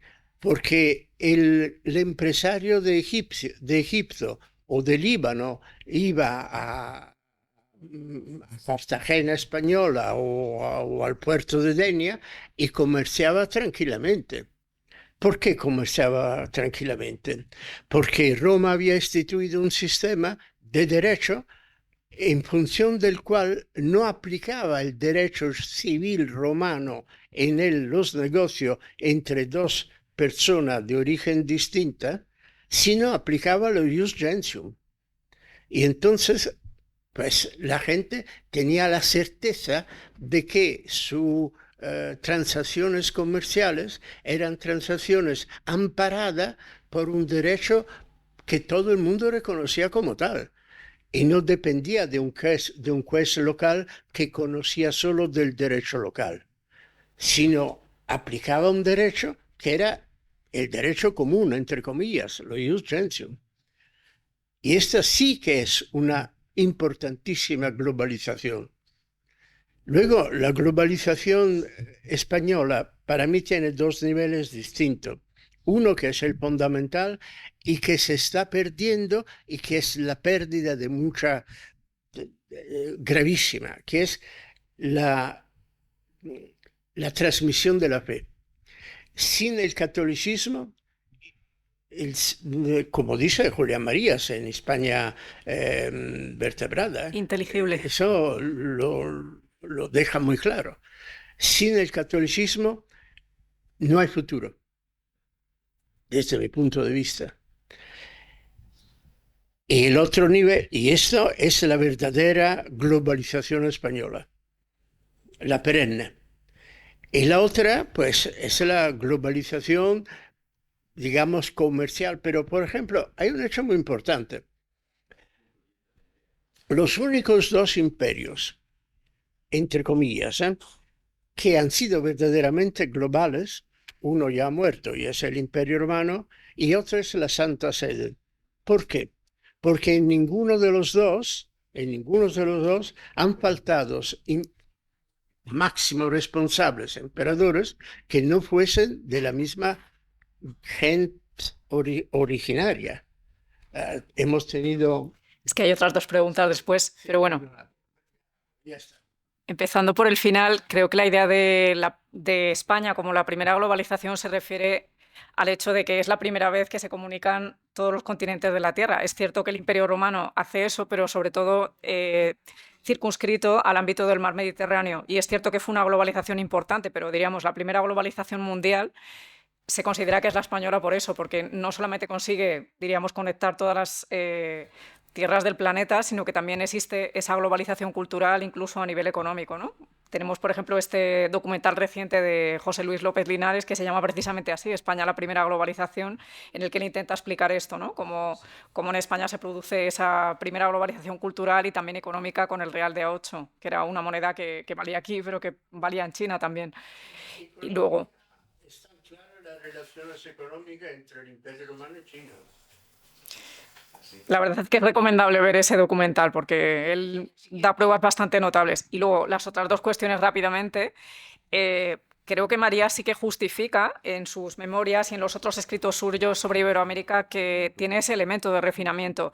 Es cierto que, por ejemplo, ha habido países como Colombia que han tenido toda esa inestabilidad política, pero él ha conocido otros que pues quizá han sido países más tranquilos. Por ejemplo, he comentado Costa Rica, pero también está Uruguay ahí. En cierto momento también habla de Chile. Y sobre México, él tuvo la posibilidad de conocerlo en un periodo de tiempo bastante largo. Entonces, ciertamente, México tiene ese elemento de inestabilidad, pero también tiene el otro. Y esto lo he podido comprobar yo solamente 2 veces viajando ahí. Por ejemplo, uno va a Puebla, que está a 2 horas de Ciudad de México, y capta esto. Cuando llega allí se encuentra que es una ciudad patrimonio de la humanidad, se encuentra con que tiene esa plaza con su catedral, se encuentra con que tiene toda esa reinterpretación de la cultura europea. Por ejemplo, ellos están muy orgullosos del barroco, pero no simplemente del barroco importado europeo, sino del que ellos han producido. Y esto creo que no se puede obviar cuando uno viaja a México o viaja a otros países de Iberoamérica, ¿no? Ecuador también tiene esta posibilidad. Patrimonio de la humanidad. Quito ha sido la primera ciudad declarada Patrimonio de la Humanidad. Cada uno es libre de opinar lo que quiera. Sí, pero creo que en su obra está esta idea interesante, que las ciudades las construyen personas, y esas personas, si construyen ciudades refinadas, es porque en el fondo ellas lo son. Pero bueno, podemos seguir hablando después sobre ese tema. Sí, en relación a lo que dijo Nieves sobre Julián Marías, yo también conozco la obra de Julián Marías sobre Hispanoamérica, y esta idea tan bonita de España como plaza mayor de la hispanidad. Lo que notaba Julián Marías es que los hispanoamericanos no se conocen entre sí mismos, es decir, en México no se sabe lo que se está haciendo en Argentina o en Perú, en literatura, en filosofía, etcétera, y España podía servir de punto de encuentro de intelectuales y estudiantes y tal, de toda Hispanoamérica, que de esa forma se conocieran también entre sí, ¿no? Pero donde quiero ir es que este panhispanismo que predicaba Marías o que proponía Marías, yo le veo una vocación exclusivamente cultural y no política. No se trata de constituir un bloque geopolítico alternativo quizás al bloque europeo o al bloque atlántico, norteamericano-europeo, ¿no? Sino se trata exclusivamente de estrechar lazos culturales, conocernos mejor unos a otros, etcétera. Por tanto, el reforzamiento de la comunidad hispanoamericana se produciría sin perjuicio de la europeidad de España, que, como muy bien ha dicho Reginaldo, Marías en España Inteligible insiste en que España es el más europeo de los países porque se ganó su europeidad mediante una lucha, en principio desesperada, frente a una ocupación islámica que en el resto del mundo islámico, el norte de África había sido cristiano desde el comienzo de la cristiandad, ¿no? Y sin embargo pasa al Islam definitivamente, etc. España no se resignó a eso, luchó durante 8 siglos para ser cristiana, es decir, para ser europea. Luego España es, perdón, me estoy enrollando también y no quiero caer en el mismo error. La hermandad hispanoamericana sin perjuicio de la europeidad de España y sin perjuicio de la americanidad de los países hispanoamericanos. En definitiva, para María es importante el concepto de Occidente. O sea, lo importante es Occidente y la comunidad hispanoamericana es parte de Occidente y por tanto no la concibe como enfrentada a otras partes de Occidente. Es que es para contraponerlo a cierto tipo de panhispanismo que parece que está tomando forma, y tú misma citabas a Armesilla, que por cierto se confiesa socialista, cuando no comunista. Yo ayer citaba a Marcelo Gullo, y me parece que ahí sí hay una cierta proyección política y una dimensión de hostilidad frente a la Unión Europea, frente a Estados Unidos, frente al mundo anglosajón. Es decir, se trata de reforzar lo hispano usando como cemento el odio al mundo anglosajón. Me parece que al final es eso lo que hay en estos autores. Yo creo que Julián Marías no había compartido eso. Julián Marías era proamericano, es decir, pro Estados Unidos. Él era liberal y tenía una visión positiva del papel que había jugado Estados Unidos en Hispanoamérica, de apoyo económico, de contención del comunismo, etc. Yo creo que él nunca hubiese aprobado este tipo de panhispanismo antioccidental. Gullo pone en cuestión el concepto de Occidente. Dice, Occidente es una fabricación anglosajona para mantener sometida a la comunidad hispánica. No debemos aceptar el concepto de Occidente. Lo de ellos es el falso Occidente. Es decir, claramente está pensando en la comunidad hispánica como antítesis del mundo anglosajón e incluso del mundo europeo, ¿no? Yo creo que Marías nunca hubiera ido por ahí. No sé qué pensáis vosotros. Yo he comenzado diciendo que él tiene esta experiencia de viajar a América a partir del año 1951, pero a las dos Américas, primero a la América del Norte y luego a América del Sur, y efectivamente esos viajes que va haciendo a América a lo largo de los años son tanto a un lóbulo como al otro de América. Y efectivamente él tuvo también muchísimos amigos norteamericanos, hizo enormes proyectos con las universidades, de hecho le invitaron a quedarse en la Universidad de Yale, él por responsabilidad española vuelve a España, se instala aquí en unos momentos complicados, pero efectivamente él tenía en muchísima estima a Norteamérica, le parecía que era una instalación en la humanidad enormemente inteligente y era algo que no se puede desdeñar simplemente por odios o por fobias, digamos, ¿no? Y luego la otra cuestión es que efectivamente él tenía esa conciencia tan fuerte de ser un occidental y él creo que en su obra se encuentra este paso valiente y este paso también importante a nivel intelectual, que es reflexionar sobre en qué consiste ser occidental. Él, por ejemplo, viaja a la India, viaja a Japón en cierto momento, entonces él en sus escritos sobre estas dos partes del mundo reflexiona un poco sobre esta cuestión. Pero el caso es que él hace ese paso inteligente que es reflexionar sobre cómo lo occidental está ligado al ser cristiano. Él tiene este otro libro que se llama La perspectiva cristiana, y entonces él reflexiona, es un libro de filosofía también, él reflexiona sobre en qué consiste la instalación cristiana en la existencia. Entonces él habla ahí, pues, por ejemplo, de la visión de la persona como una criatura amorosa, es decir, una criatura, sí, es decir, creada por Dios a imagen y semejanza suya, pero una criatura que se caracteriza por la libertad, que se caracteriza por la capacidad de amar, no tanto por la capacidad de pensar, como bien han dicho los griegos. Entonces él desarrolla un poco esta idea, ¿no?, de cómo esa visión de la persona es la que ha gestado Occidente, porque vernos a nosotros, ver al prójimo como criatura amorosa, significa establecer una sociedad que es completamente distinta a si solo pensamos en el otro como un animal racional. Entonces creo que ese paso que él da es enormemente inteligente, ¿no?, porque es la fundamentación de Occidente, por así decir. Sí, bueno, la verdad, me ha gustado mucho la deriva de esta segunda parte de la mesa, porque va en la línea de lo que yo quería, sobre todo reflexionar, aunque, bueno, las podría apelar al final de yo creo que ese factor anticolonial que se está dando en África, yo he podido experimentarlo tanto en el Congo como en Kenia, vale a una realidad que también estamos viviendo en Europa, quizás todavía muy minoritaria, pero que es real. Yo soy navarra, y en Navarra, por ejemplo, muchas festividades católicas se están replanteando desde una supuesta tradición pre-romana y pre-cristiana. Ahora hemos vivido hace poquito el Día de San Juan, y eso ha sido la ocasión del fenómeno druídico en Centro Europa, en torno a los monumentos de Stonehenge. Es decir, hay en Europa un elemento disgregador interno que se está viviendo de una manera, yo creo que muy seria, como propuesta que tiene el mismo tono de ser, sobre todo, contra cristiana o anticristiana, ¿no? Me parece que parte de ese elemento anticolonial tiene las mismas notas, ¿no? Y yo creo que deberíamos darle también una respuesta que sea una respuesta coherente, porque el problema no es solo en África o no es solo en Iberoamérica. Por ejemplo, en México se ve claramente, ¿no?, con la recuperación de algunas prácticas precoloniales o prehispánicas, ¿no? Me parece que hay que darle una respuesta, y una respuesta también coherente, porque los frentes son externos a Europa, pero también internos a Europa, y aunque dentro de Europa son más minoritarios, no dejan de tener un efecto de contradicir las propias raíces europeas, de perder el sentido de lo que es la realidad europea, está siendo educada a esa idea cristiana que María se reivindica, pero no solo María.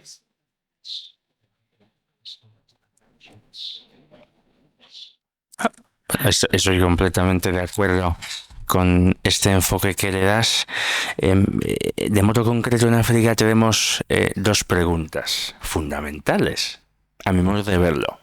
Una primera se ha resuelto, con errores, pero se ha resuelto, que es la pregunta de quiénes somos Esa pregunta se resolvía o se respondía con facilidad cuando había un elemento que era considerado enemigo, el imperialista, el colono. Nosotros somos los oprimidos, las víctimas, y ellos son los verdugos. Entonces, ¿quiénes somos? Los oprimidos.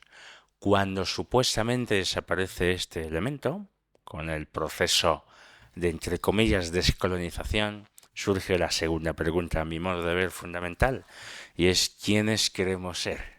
Y ahí es donde estamos dando tumbos en el contexto africano, hablo en general. ¿Quiénes queremos ser? Lo que éramos antes de la llegada de la presencia europea, durante la presencia europea, ¿quiénes queremos ser? Y ahí también entra ya lo que tú dices, la negación de toda herencia colonial, lo llamo herencia de piel blanca, porque así lo dicen ellos, y ya nos volvemos ciegos. Yo creo que es lo que Giussani llama la negación irresponsable. O sea, yo quiero negar algo evidente como que aquí ha habido una presencia de alguien, y ese alguien ha dejado cosas. Pero lo niego y además mi propia personalidad o mi propia historia se configura en virtud de eso. Que si lo niego, me niego a mí mismo. Y ahí estamos nosotros. Y vosotros estáis también metidos en el mismo hoyo, estoy de acuerdo. Somos cristianos y ¿por qué? El videtur quod non escolástico. ¿Y por qué no? ¿Y por qué no podemos no ser cristianos? ¿No? Y ahí está. Yo creo que es un debate compartido en las dos partes. Bueno, por ejemplo, en América ahora mismo la moda, incluso en las universidades, hablo de todo el continente americano, sobre todo en Norteamérica, es tirar estatuas, como todos sabemos, de Colón, de Fray Junípero Serra, de que, bueno, tiramos la estatua y luego vemos a ver quién era, ¿no? O sea, esa idea de tratar de conectar con el pasado prehispánico, que a mí bueno, me pone un poco, en fin, me pone histérico. Eso lo contaba en una visita a México en Pérez Reverte, que les dijo una arenga muy antihispánica y le preguntó, bueno, pero ¿tú cómo te apellidas? Dijo, yo me apellido Sánchez. Dice, pues entonces, hijo de mi vida, ¿de dónde vienes tú? Pues eso. Quisiera contestar algo bastante breve, y es que estos días justo estaba viendo las películas de Aquaman para la ponencia que doy en Costa Rica, que es sobre la distorsión de la realidad personal en las ficciones en relación con los océanos y demás. Y claro, cuando ve uno estas películas se queda admirado de la potencia que tienen. Por ejemplo, en Avatar 2 también se da cuenta por una parte de esto, de cómo se va distorsionando la realidad de la persona, pero por otra parte a mí me llama la atención esto, que es, vale, esto está muy bien, es un mundo que parece que quiere reivindicar otra vez al dios Neptuno, al dios de las aguas, ¿verdad? Que quiere reinterpretar toda la realidad humana desde los dioses antiguos, pero ¿dónde está el cristianismo? Es el gran ausente, digamos, de todas estas ficciones modernas, que es como que parece que, que podríamos interpretar a toda la realidad humana sin la realidad de Cristo, pero esta es la pregunta que hay que hacerse. ¿Qué es lo que perderíamos si hacemos eso? Amor y libertad. Entonces me interesa. Sí, aquí, segundo, desde Argentina, la América hispana. Bueno, me gustó mucho hacia dónde fue todo esto. Me gustó mucho la intervención de Reginaldo. No conocía mucho de la situación en África, así que me llevo mucho para estudiar. Escuchando un poco todo esto, hacia dónde fue el final de esta conversación y de esta mesa. Lo primero que pienso, y por ahí complementando un poco acá la primera intervención, y sumado también a algunas cosas que dijo Idoya, yo no tengo el conocimiento suficiente como para trazar una cronología de cómo fueron las cosas, pero a mí lo primero que se me viene a la cabeza es que quizás desde las independencias, bueno, incluso antes de las independencias, y quizás eso motivó las independencias en América, pero vamos a decir desde las independencias, es que España de alguna manera dejó de mirar a América, y si lo digo quizás de una forma más fuerte, incluso abandonó América. Hoy nosotros desde América Si bien es verdad que hay también una expresión muy fuerte de la izquierda, derribando estatuas y con leyendas negras y demás, no es ni de cerca la posición mayoritaria, quizás sí es la más ruidosa, como toda izquierda, que aquí creo que pasa un poco quizás parecido, que siempre la izquierda por ahí es más ruidosa, pero nosotros desde América miramos con preocupación la destrucción que hoy vive Europa, no solamente por el tema de la inmigración, que quizás es la expresión más clara hoy, pero creo que esto es mucho más anterior, y en ese sentido no tengo dudas de que España debe volver a mirar a América y quizás debe dejar de mirar un poco a Europa y empezar a mirar a América. Nosotros desde América, España la llamamos la madre patria y esto no es una cuestión de un reducto de argentinos que nos gusta España, es una cosa que es transversal, por lo menos del sur de Estados Unidos y México hacia abajo. Y independientemente del tema de la europeidad y la americanidad, yo no digo que España debe abandonar sus raíces europeas. A mí me gusta el término de Occidente. Es verdad que algunas corrientes en Argentina especialmente, que ya se ponen a veces un poco hasta conspiranoicas, independientemente de lo que ha hecho el Reino Unido en América y en Argentina especialmente, hemos tenido 3 guerras con el Reino Unido, de hecho es el único país con el cual nos hemos enfrentado directamente, pero más allá de eso, a veces es verdad que hay ciertas conspiraciones y demás, pero nosotros en América, aún rescatando el término de hispanidad o el término occidente, creo que es hacia ahí donde tenemos que volver. Ahora bien, para volver a reconstruir el viejo concepto de hispanidad o de cristiandad incluso, para recuperar América, de alguna manera, primero se tiene que recuperar España. Y si España como madre de toda América no se hace cargo de eso y no se recupera España, es muy difícil que América se recupere.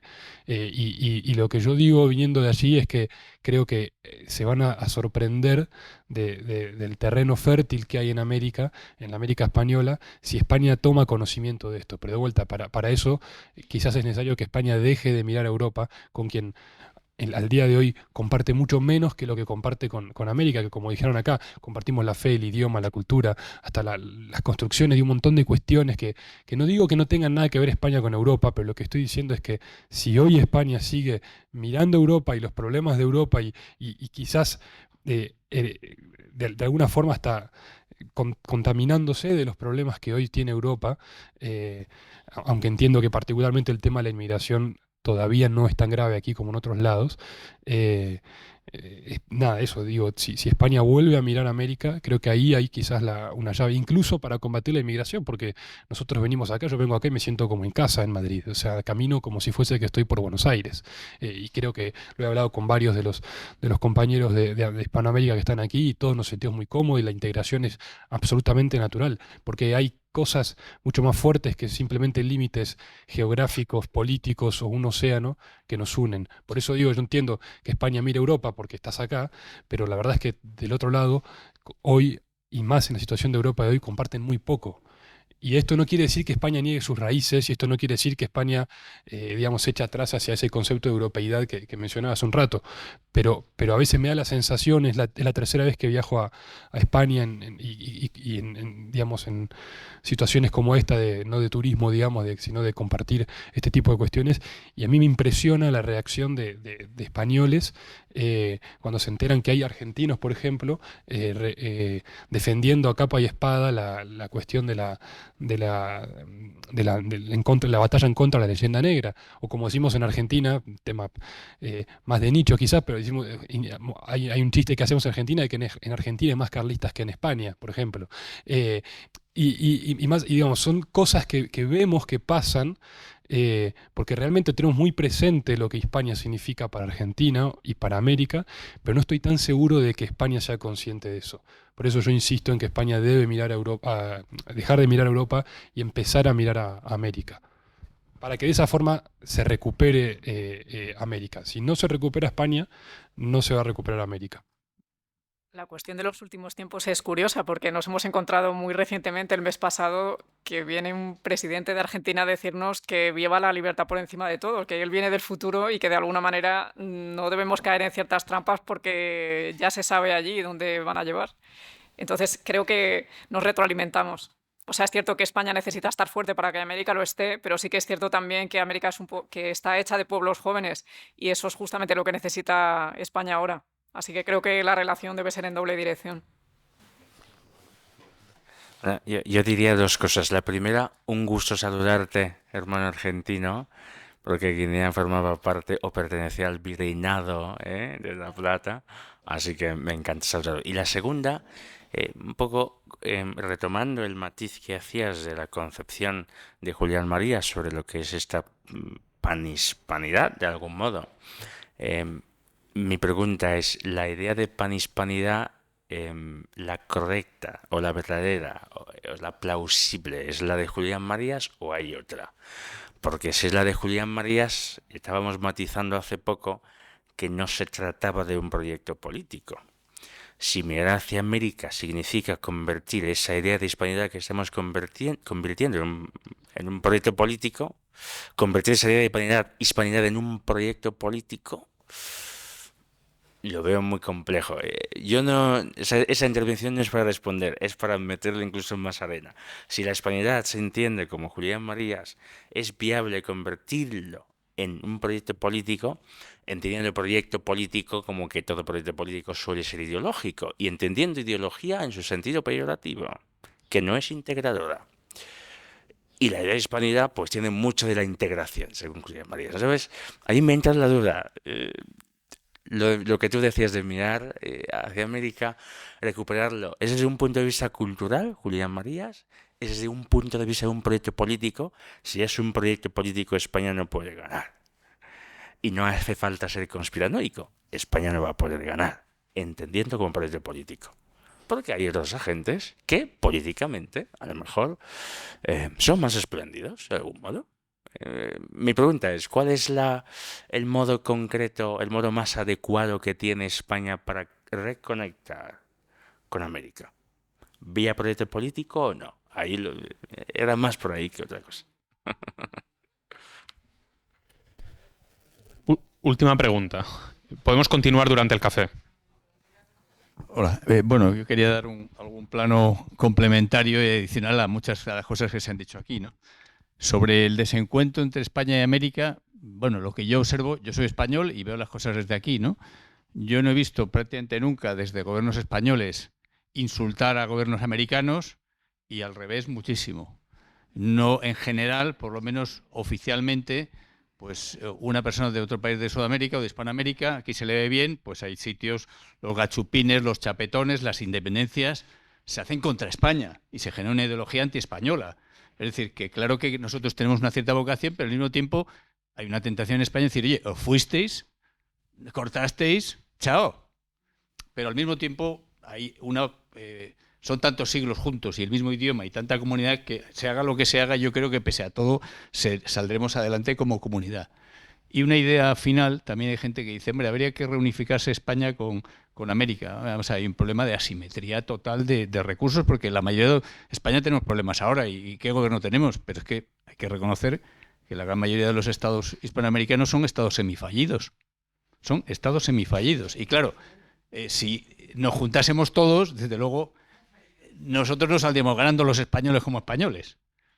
En España hay un refrán que dice, una frase que dice, la amistad por la amistad, soy amigo por ti, y la burra te la compro por lo que vale, no por lo que... Entonces, cuando estemos hablando de que España hoy día proporciona subsidios a todo el que viene, pues lógicamente me parece que hace muy bien todos los hispanoamericanos y marroquíes hacen lo que deben hacer, que es venir a España si pueden. Ahora, como español y como contribuyente, yo quiero que vengan solo los que necesitamos para trabajar, y vienen muchísimos más. Entonces digo que todo eso tampoco en estas retóricas, y en línea con mi amigo Curro, o sea, yo claro que soy prohispano y me encanta la hispanidad, pero ojo con determinados planteamientos anglófobos, con determinados planteamientos irrealistas, y que también las cosas se ven de esas formas. Insisto que yo no recuerdo un gobierno español criticar a gobiernos hispanoamericanos, y en el otro lado hemos tenido de todo, ¿no? Sirve como chivo expiatorio. Sí, y una última cosa en relación a lo que decías de África, que da mucha pena, realmente es una automutilación, ¿no? Yo en México tenía la sensación de que el pasado hispano, que es bueno y malo, pero no se reivindica. En Perú, los guías turísticos te contaban solo las piedras incas. Pero si tenéis un patrimonio bestial, pues presumir de todo. Todo eso son activos vuestros. Es una automutilación. Y si aquí empezamos en Navarra, donde Pamplona significa Pompeyo, la forma Pompeyo, el de Pompeyo, César y Craso, sí, pero la palabra Pamplona viene de Pompaelo, que es Pompeyo. Es decir, que si encima nos vamos a lo prerromano, siendo Pamplona, de donde vienen también mis abuelos, pues no, ahora reivindicamos lo anterior a los romanos, pero si Pamplona es romana. O sea, que vaya desgracia, es una automutilación y claro, ahí viene la batalla cultural, ¿no? Ahí viene la batalla cultural porque es que es tan aberrante que no seamos capaces de derrotar eso fácilmente, porque es automutilador, que nos lo tenemos que hacer mirar, ¿no? Los que estamos en la batalla cultural. Y perdón ya por mi otra conferencia BIS después de 3 o 4 años. Pues una enorme razón. La verdad es que estamos completamente de acuerdo, creo que los tres de la mesa, y creo que el reto es pues reivindicar toda nuestra cultura española, desde los tiempos que se acaban de citar, los tiempos romanos, hasta la edad contemporánea. Yo estaba el año pasado aquí, justo en este Real Centro Universitario María Cristina, dirigiendo un curso sobre Sorolla y Gaudí como genios de la luz. Algunos, de hecho, estaban aquí presentes como Amparo. Y yo creo que ese es el reto, como mostrar que nuestra cultura española tiene ese elemento occidental, tiene ese elemento cristiano, y gracias a eso hemos ganado muchísimo, porque si no, no tendríamos unas figuras tan geniales como esas y como muchas otras. Yo simplemente decir, a colación sobre que es verdad que en muchos países en Hispanoamérica son estados semifallidos, donde el Estado directamente no controla vastos territorios. Yo diría que es por una influencia anglosajona que se llama guerra contra las drogas. La guerra más estúpida e inútil en la que se haya metido el ser humano en su historia es la droga, porque la droga va a existir siempre, pero por influencia de Estados Unidos y esa visión de Papa-Estado que nos tiene que cuidar de que no nos droguemos, la consecuencia es que, pues que México, ahora, entre otros muchos, son estados fallidos, y aquí hay dos modelos, o Bukele o acabar con la prohibición, y allí ya cada uno con lo que le guste más. Gracias.